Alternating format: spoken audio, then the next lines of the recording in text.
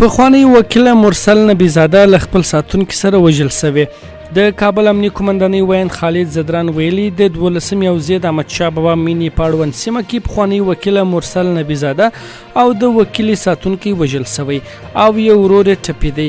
نوموړي ویلي امنیتي ځواکونو د پیښې په تړاو جدي هڅې پیل کړي چې مجرمین ونیسي او د قانون منګولو ته یې وسپاري.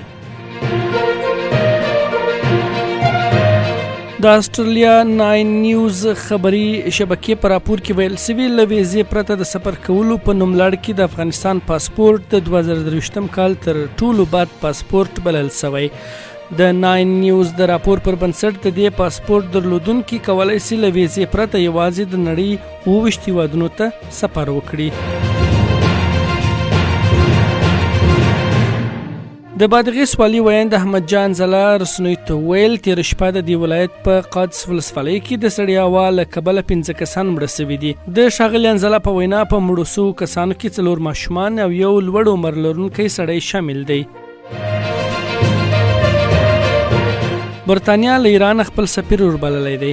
رویټرز راپور ورکړی چې د برطانیا د بهرنیو چارو وزیر جیمز کورلی د شنبې په ورځ د ایران دفاع وزارت پخواني مرستیال علیرضا اکبري د اعدام په غبرګون کې له دې هیواد خپل سفیر په موقت ډول ایستلی دی.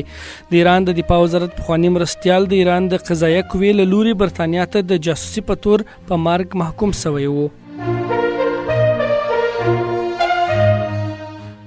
په نیپال کې د الوتکې لوېدو په پیښه کې لږ تر لږه 14 کسان مړه شوي دي. د نیپال د یتلی هوایي شرکت ویاند سدروشن بارتولا ویلي په آی ټي آر 2 ډوله ماشین الوتکه کې د 2 ماشومانو 4 د عملیې د غړیو او 10 بهرنیو په ګډون 2 کسان سپارول.